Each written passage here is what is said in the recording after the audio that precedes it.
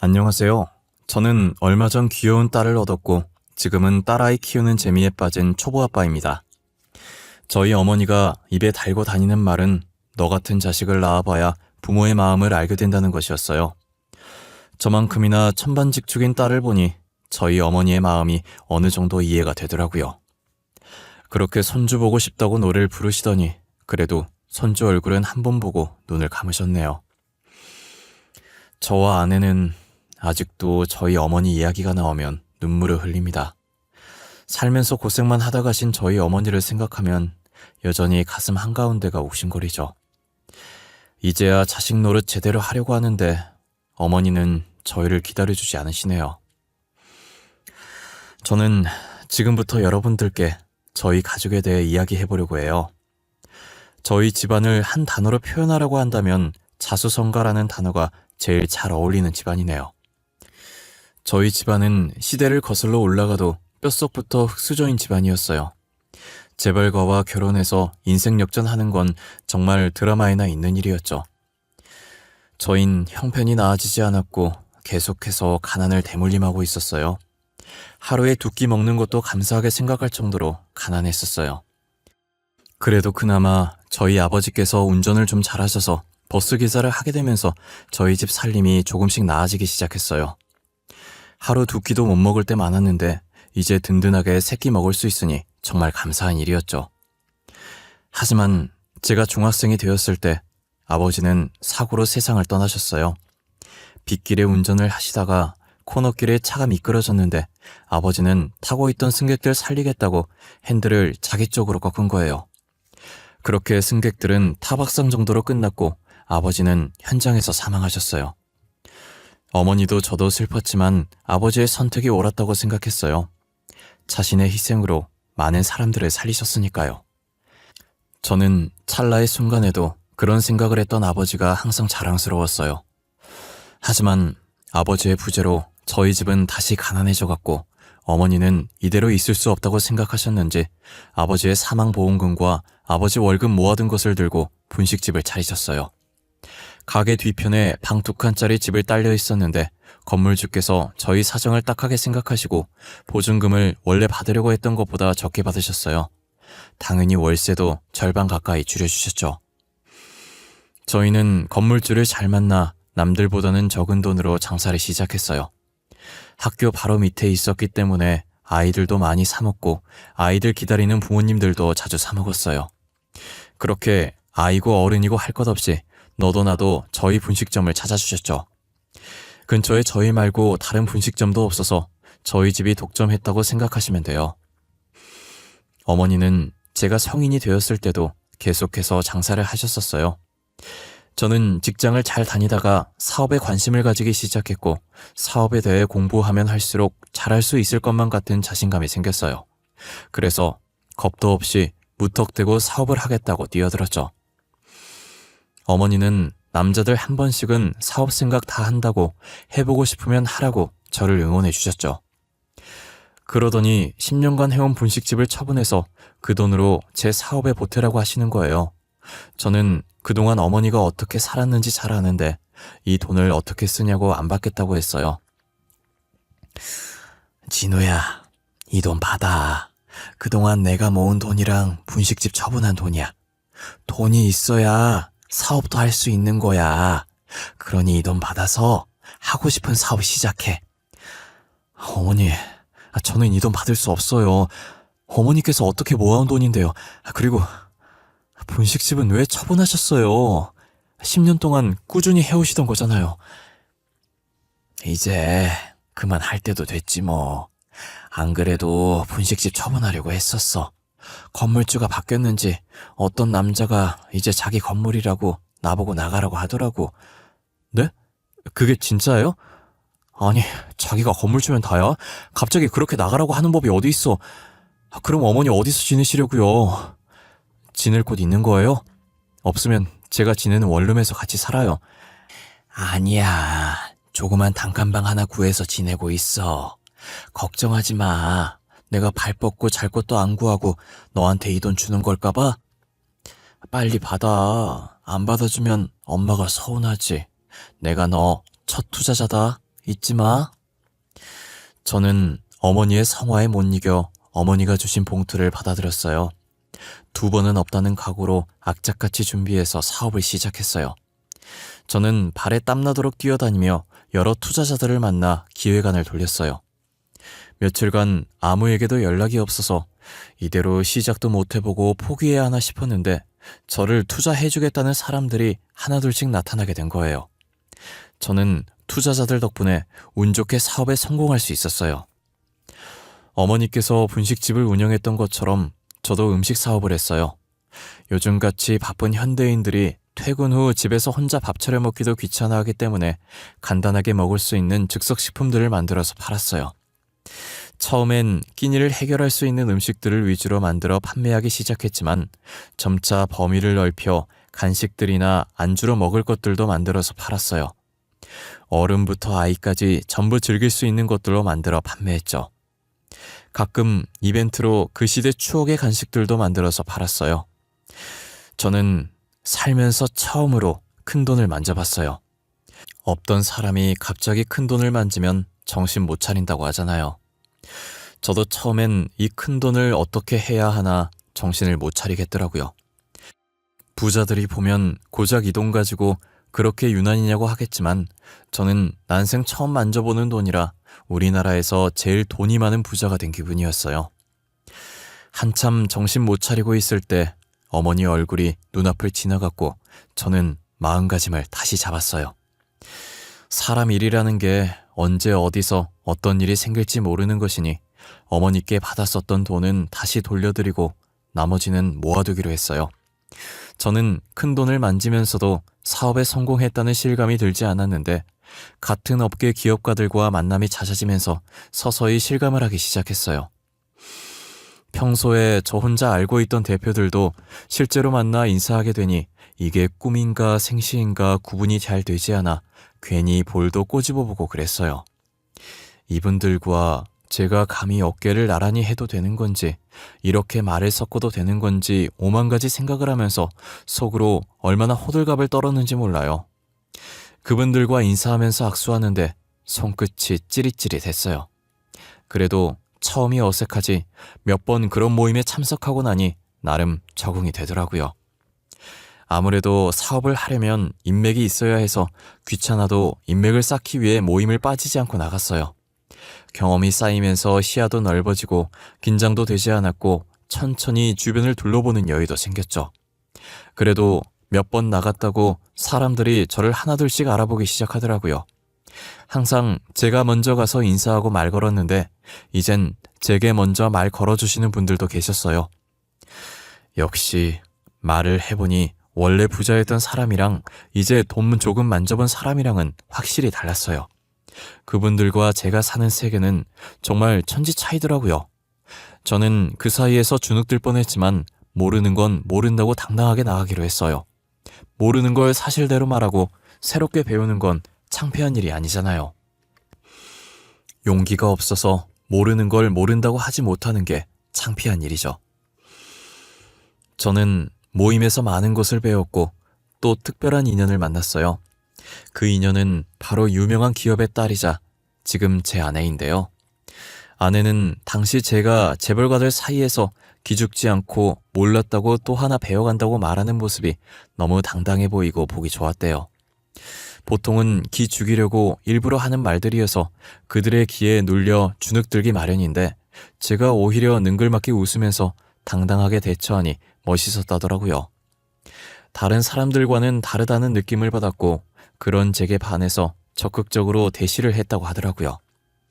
아내는 중요한 자리일 때만 부모님 얼굴에 먹칠하지 않으려고 명품으로 빼입고 다니지만 평소에는 부잣집 딸이라는 걸 까먹을 만큼 수수하게 지냈어요. 먹는 곳도 고급진 레스토랑보다는 길거리 음식들을 더 좋아했죠. 떡볶이를 먹을 때 얼마나 행복해하는지 몰라요. 언제부터 떡볶이를 좋아했냐고 물으니 기억은 잘 안 나는데 중학생 때부터인 것 같대요. 비교적 최근에 장모님께서 돌아가셨는데 돌아가시기 전까지는 가끔 떡볶이를 사들고 집에 왔었대요. 그때 먹었던 떡볶이가 지금까지 먹었던 떡볶이 중에 제일 맛있었다고 하더라고요. 아내는 제게 이야기하면서 돌아가신 장모님이 생각난 건지 눈가가 촉촉해지더라고요. 저와 비슷한 아픔이 있는 아내를 제가 평생 보듬어주고 싶었어요. 아내의 가정사만 듣는 건 예의가 아닌 것 같아서 제 가정사도 이야기해줬어요. 아버지가 버스 기사셨는데 사고로 돌아가셨고 어머니는 최근까지 분식집 하다가 그만두셨다고요. 아내와 저는 서로의 아픔을 누구보다 잘 이해하고 보듬어 주었어요. 저희는 남은 인생 함께 하자는 약속을 했고 결혼을 허락받기 위해 양가 부모님을 찾아갔어요. 어머니는 제가 좋으면 좋은 거라고 별다른 말 없이 흔쾌히 결혼을 허락해 주셨고 장인어른은 당연히 저희 집안을 마음에 안 들어 하셔서 결혼을 허락하지 않으셨어요. 같은 사업하는 사람으로서 집안이 얼마나 중요한지 잘 알지 않냐고 하시면서요. 저는 너무 잘 알기에 장인어른 말에 아무 말도 할 수가 없었어요. 제가 아무런 말도 못하자 늘 차분하고 조용하던 아내가 나서더라고요. 결혼은 제가 하고 싶은 사람이랑 하고 싶어요. 지금까지 아버지가 원하는 대로 다 했잖아요. 결혼만큼은 제가 하고 싶은 대로 하게 해주시면 안 돼요? 그래, 하고 싶은 사람이랑 해. 나는 하지 말라고 말린 적 없어. 대신 집안 괜찮은 사람들 중에 하고 싶은 사람을 고르란 말이야. 그게 그렇게 어려운 일이니? 네, 저한테는 어려운 일이에요. 사랑하지도 않는 사람과 어떻게 결혼해요? 아버지는 하실 수 있겠지만 저는 절대 할 수 없어요. 그러니 말리지 마세요. 네가 그렇게 나온다면야 말리지 않겠다. 너희 결혼해. 대신 너가 선택해야 할 것이야. 가진 것 없이 이제 막 회사 세운 저자를 선택할 건지 아니면 이 아비를 선택할 건지. 저는 진우 씨 선택할게요. 더 이상 아버지 손아귀에 휘둘리고 싶지 않아요. 그동안 감사했습니다. 결혼식에는 안 오셔도 돼요. 저희들이 손잡고 입장할 거라 아버지 없어도 되거든요. 아내는 장인어른께 쌀쌀맞게 대답하더니 제 손목을 잡고 나왔어요. 한참을 걷다가 제 손목을 놓더니 한숨을 푹 쉬더라고요. 이런 모습 보여서 미안하고 이런 대우받게 해서 미안하다면서요. 저는 괜찮다고 예상하고 있었다고 아무렇지 않게 대답했어요. 장인어른께서 허락하실 때까지 기다려보는 게 어떠냐고 조심스럽게 물으니 절대 대답을 번복할 사람이 아니라고 단호하게 말하더군요. 다시는 안 보면 된다고 어차피 아버지에 대한 정이 없었다고 하면서요. 저는 아내가 저렇게 단호하게 말한 적이 처음이라 아무 말도 할 수 없었어요. 아내는 빈말이 아니었는지 정말 장인어른과 연을 끊었고 결혼을 할 때도 청첩장을 드리지 않았어요. 신랑 신부 입장도 따로 하지 않고 아내가 장인어른께 말한 대로 동시에 입장을 했어요. 저는 아내의 기분이 걱정이 되었지만 아내는 걱정했던 것보다 괜찮았고 마냥 해맑게 웃고 있었어요. 아내의 웃는 모습을 보고 아내만 행복하면 됐다며 저도 괜한 걱정하지 말자고 생각했죠. 저희는 결혼 후 어느 신혼부부보다 행복했어요. 제 사업도 계속 잘 되고 있었고 아내와도 한 번도 싸운 적이 없었죠. 그리고 무엇보다 저희 어머니와 아내 사이가 굉장히 좋았어요. 아내가 저희 어머니를 많이 존경하고 진심으로 좋아해줬거든요. 하지만 1년 후 한순간에 모든 것이 바뀌어 버렸어요. 어느 날 갑자기 제가 만든 음식에 벌레나 철 같은 이물질이 나왔다는 문의글이 폭주하더니 다들 환불을 하고 저희 제품을 불매하겠다고 난리인 거예요. 고객들은 무작정 저희 회사로 물건을 다시 돌려보내고 돈 달라고 회사까지 찾아왔어요. 저는 영문도 모른 채 일단 환불을 다 해드렸고 어떻게 된 건지 원인을 찾아봤어요. SNS를 뒤져보니 어떤 사람이 증거 사진도 없이 저희 제품을 먹는데 벌레가 나왔다는 둥, 철 같은 게 나왔다는 둥, 구구절절 자신이 피해 입었다며 글을 썼더라고요. 그 글을 본 사람들이 더럽다고 안 먹겠다고 환불해달라며 난리를 친 거였어요. 어떻게 증거 사진도 없는 저 글 하나로 이렇게까지 된 건지 모르겠지만 일단 일을 수습하기 위해 환불을 진행했어요. 하지만 제가 환불을 해줌으로써 잘못을 인정한 게 되어버렸고 제가 입장문을 적어도 아무도 봐주지 않았어요. 결국 저희 회사는 2달도 못 버티고 부도 처리가 되었죠. 결혼 후 한창 신혼을 즐겨야 할 시기에 회사가 망하게 되었고 사업하면서 가졌던 것보다 더 많은 것을 토해내야 했어요. 투자자들은 집까지 쳐들어와 돈 될 만한 것들도 다 가지고 갔어요.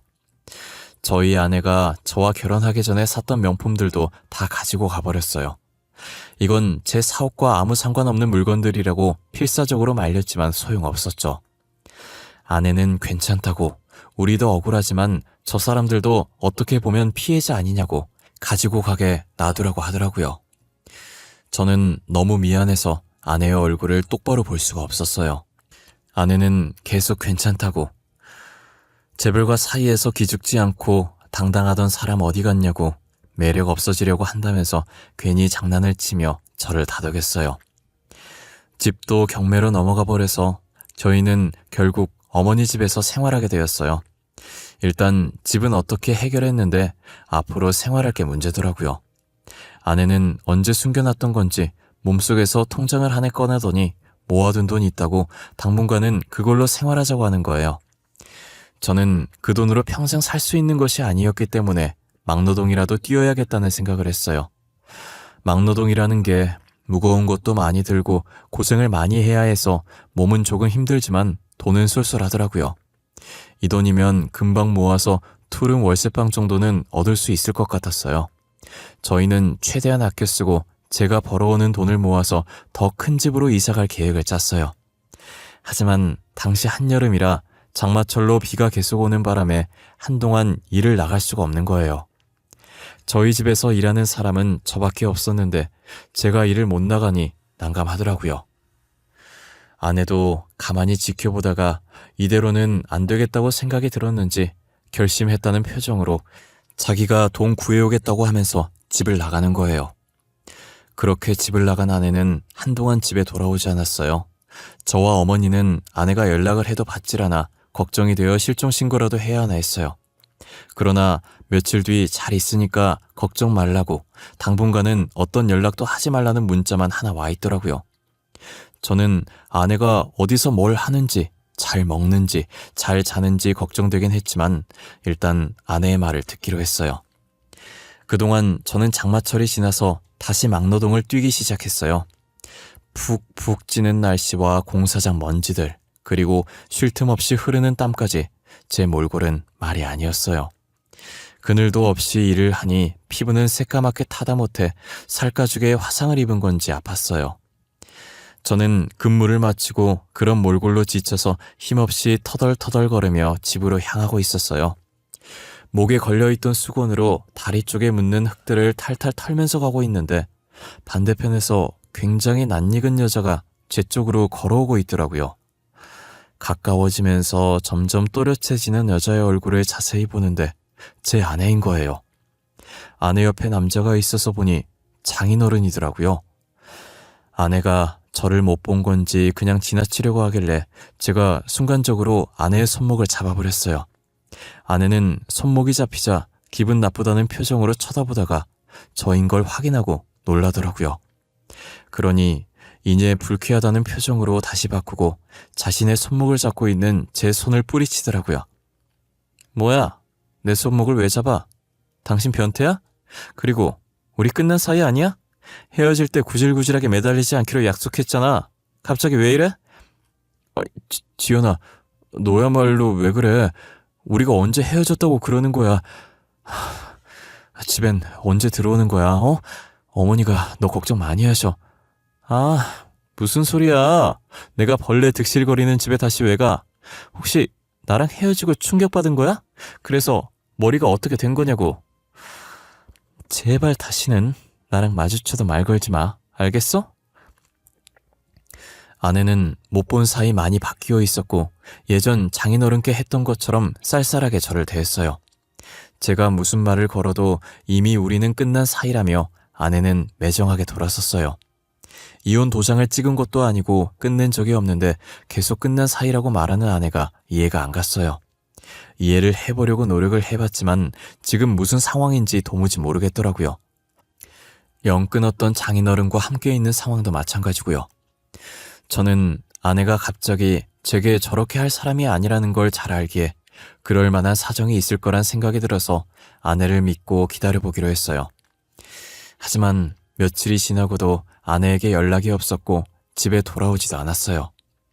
혹여나 전에 마주쳤던 장소를 가면 다시 만날 수 있지 않을까 하는 마음에 퇴근 후 기웃기웃 거려보았지만 아내의 머리카락 한 올 볼 수 없었어요. 일주일 정도 지났을까 아내를 볼 수 있을 거란 희망을 가지고 찾은 장소엔 어머니가 계셨어요. 어머니는 거리를 돌아다니며 버려져 있는 소주병과 맥주병을 줍고 계시더라고요. 저번에도 살림에 보태겠다고 소주병, 맥주병 줍고 다니셔서 그러지 말라고 했는데 또 저 몰래 나와서 줍고 계신 거예요. 저는 어머니를 모시고 집으로 가려고 가까이 다가갔는데 그때 딱 마침 아내가 보이는 거예요. 저번에 마주쳤던 것과 똑같이 장인어른과 함께 있더라고요. 아내 옆에 소주병 하나가 있어서 어머니가 아내 쪽으로 다가가는 거예요. 어머니는 아내를 못 보고 소주병을 집으려고 팔을 뻗다가 이내 다리에 손이 살짝 스쳤어요. 아내는 손으로 다리를 털면서 어머니를 째려보더라고요. 저기요 할머니, 소주병 줍는 더러운 손으로 지금 어딜 만지시는 거예요? 아유, 미안해요. 제가 소주병만 보느라 사람을 미처 못 봤네요. 죄송합니다. 아가? 너 지연이 아니니? 집에는 왜 안 들어오는 거야? 살았는지 죽었는지 연락이 안 돼서 얼마나 걱정했는데. 할머니까지 이러시네. 저 그이랑 헤어졌어요. 못 들으셨어요? 저희 이제 아무 사이도 아니라고요. 남남이에요. 그리고 제발 더러운 손 좀 치우세요. 야, 뭐? 더러운 손? 너 말이 심하다. 됐다. 이제 말 섞기도 싫어. 언젠간 돌아오겠지, 사정이 있겠지 하면서 끝까지 너 믿었던 내가 바보지. 그래, 이제 아는 척하지 말자. 저는 어머니께 막말하는 아내에게 참을 수가 없었어요. 저한테나 어머니한테나 상처 주는 말 아무렇지도 않게 하면서 남남이라고 강조하는데 아무래도 이혼을 원하는 것 같아서 아내 뜻대로 해주기로 마음먹었어요. 저는 이혼 서류를 작성해서 나머지 반 채워서 제출하라고 아내의 집으로 서류를 보냈어요. 몇 번이고 이혼 서류를 보냈지만 답은 돌아오지 않았어요. 그러다 한 달이 지나고 아내가 다시 집으로 돌아온 거예요. 어머니는 잘 돌아왔다며 아내를 반기는데 저는 저희에게 막말하던 아내가 반갑지 않았어요. 남남이라고 매몰차게 굴 땐 언제고 여기는 어쩐 일로 오셨대? 아, 드디어 이혼 서류 작성해서 가지고 온 거야? 한 달이나 지나서? 여보, 그런 거 아니야. 내가 다 사정이 있어서 그랬어. 당신한테도 어머님한테도 너무 미안해. 어머님, 막말해서 죄송해요. 그때 한 말은 마음에도 없는 소리였어요. 저도 어쩔 수가 없었어요. 아내는 자신이 저희에게 막말을 할 수밖에 없었던 이유를 말하기 시작하더라고요. 장인어른이 마지막 기회를 주겠다고 지금이라도 저희를 버리고 집으로 돌아오면 재산을 남겨주겠다고 했다더라고요. 그때 장인어른은 병에 걸려 있어서 살 날이 얼마 남지 않았었대요. 죽기 전에 재산 분배를 해야 하는데 그 돈이 전부 장모님 돈이었다고 하더라고요. 어떻게 된 건지 자세히 설명해보라고 했더니 장인어른은 아내의 친부가 아니었어요. 아내의 친아버지는 일찍이 돌아가셨었고 지금 장인어른은 4년 전쯤 장모님과 재혼한 사람이다더라고요. 장모님 돈을 보고 일부러 접근했고 장모님은 몸이 좋지 않으셔서 살 날이 얼마 남지 않았다는 생각에 혼자 남을 아내가 걱정돼서 재혼을 했다고 하시더라고요. 그렇게 장모님이 돌아가시고 장모님이 가지고 있던 건물과 돈 그리고 회사까지 장인어른이 챙기신 거예요. 그러다 최근 장인어른도 병에 걸리게 됐고 아내에게 재산 조금이라도 받고 싶으면 집으로 오라고 한 거죠. 아내는 장모님 재산을 다시 되찾아야겠다고 생각했고 혹시라도 장인어른이 재산을 다른 곳에 빼돌릴까봐 저와 인연을 끊은 척하고 장모님 재산을 지킨 것이었어요. 장인어른이 만나고 있던 여자가 있긴 했지만 다행히 그 사이에 아이가 없었더라고요. 그래서 모든 재산을 자식으로 올라가 있던 아내가 다 가지고 올 수 있었어요. 모든 재산을 상속받고 나서 다시 저희 앞에 나타난 거죠. 아내는 그동안 너무 미안했다고 재산을 받기 위해선 어쩔 수 없었다고 우는 거예요. 아내는 어머니 손 절대 안 더럽다고 열심히 사신 흔적이 있는 손이 어떻게 더럽냐고 멋진 손이라고 했고 제게는 절대 헤어질 수 없다고 저 같은 사람은 어떻게 다시 만나냐며 울면서 이혼하기 싫다고 했대요. 저는 아내의 어깨를 토닥이며 괜찮다고 울지 말라고 다 이해한다고 다독여줬어요. 아내는 이제 더 이상 여기서 살지 않아도 된다고 자신의 본가로 옮기자고 하더라고요. 어머니는 아내의 말에 계속 이곳에서 혼자서 사시겠다고 고집 피우셨어요. 며칠간 설득한 끝에 자식 이기는 부모 없다고 어머니는 저희 뜻을 따르셨죠. 저는 막노동 일을 그만두고 장모님 회사에서 일을 하기 시작했어요. 아내는 꼭 제가 회사를 물려받았으면 좋겠다고 대표직에 임시로 자신의 삼촌을 올려놓았고 저를 회사에 억지로 집어넣어 버렸어요. 제 의지로 회사에 들어간 건 아니지만 그래도 감사하게 일을 배우고 있어요. 이제 어느 정도 일을 배웠을 때 아내는 조그만 생명도 제게 안겨주었어요. 제게 초음파 사진을 내미는데 얼마나 가슴이 벅차던지 입을 떡하니 벌린 채 아무 말이 안 나왔어요. 어머니도 아내의 임신 소식을 들으시고 너무 좋아하셨어요. 아이가 입맛이 아내를 닮았는지 떡볶이가 땡긴다면서 아내가 계속 떡볶이를 찾더라고요. 어머니는 간만에 실력 발휘를 해야겠다며 주방으로 향해서 열심히 떡볶이를 만드셨어요. 아내는 떡을 하나 집어먹더니 조용히 젓가락을 내려놓고 어머니를 쳐다보는 거예요. 그러더니 어떻게 만든 거냐고 예전에 장모님이 사주셨던 떡볶이 맛이랑 똑같다고 하더라고요. 어머님, 이 떡볶이 어떻게 만드셨어요? 저희 엄마 살아계실 때 사오시던 떡볶이 맛이랑 똑같아요. 아유, 그냥 손으로 대충 쓱쓱 만들었지. 사돈이 우리 집 단골 손님 중 한 분이셨나 보네. 3년 전까지만 해도 내가 분식집을 했었거든. 나름 장사도 잘 되고 좋았지. 분식집 하셨다는 얘기 남편한테 들은 적 있는 것 같아요. 저희 엄마가 어머님 가게에서 사오신 거구나. 어떻게 이런 인연이 다 있지? 세상 참 좁다. 안 그러니? 건물주 사장님이 여자였는데 지금 보니까 너랑 똘 닮았구나. 학교 앞이라 장사 잘 됐었어. 건물주가 남자로 바뀌면서 장사를 접었지만 참 추억이 많은 가게였어. 남자로 바뀌었다고요? 어머님께서 3년 전에 일 그만두셨다고 했으니 어머님 혹시 그 건물 띵띵 초등학교 앞이셨어요? 그럼 저희 엄마 건물인 것 같은데. 알고 보니 어머니께서 장사했던 건물이 장모님 건물이었고 저희에게 인정 베푸셨던 분이 장모님이셨어요. 어떻게 이런 우연이 다 있냐면서 세상이 좁아도 이렇게 좁을 수 있냐며 서로 신기했어요. 그리고 저희 어머니를 가게에서 내쫓은 건 장모님 재산을 가진 장인어른이셨죠. 어머니와 저는 어떻게 건물 가지자마자 그렇게 매정하게 가게 빼라고 할 수 있냐고 괘씸해하고 있는데 아내는 우물쭈물거리면서 말을 할 듯 말 듯 망설이더라고요. 저는 하고 싶은 말 있으면 하라고 했고 아내는 어차피 이제 죽고 안 계시니 다 말하겠다고 하더라고요. 그러더니 제 회사가 망한 것도 다 장인어른 때문이라는 거예요. 증거 사진 없이 저희 회사 제품에 대해 떠들고 다닌 게 장인어른의 짓이었대요. 알바를 고용해서 그런 글들을 쓰게 하고 주문했다가 취소시키게 만들었어요. 아내도 다시 집에 들어갔을 때 장인어른에게 직접 들었다고 하더라고요. 우리처럼 힘 있으면 누군가를 한순간에 망하게 할 수 있다고 저들처럼 힘 없으면 당하는 거라고 했대요. 아내는 그 말을 듣고 자기도 아무것도 가진 것 없이 장모님 돈으로 누리고 있으면서 약자들을 괴롭힌다면서 속이 들끓었다고 하더라고요. 하지만 괜히 장인어른 심기 건드렸다가 아무것도 못 얻고 쫓겨날까봐 아무 말도 못했대요. 사람이 어떻게 그렇게까지 못될 수 있나 모르겠어요. 그러니 하늘이 노하셔서 천벌을 받아 병으로 일찍 죽은 거겠죠. 저는 장인어른처럼 살고 싶지 않았고 절대 그렇게 살지 않으리라 마음먹었어요.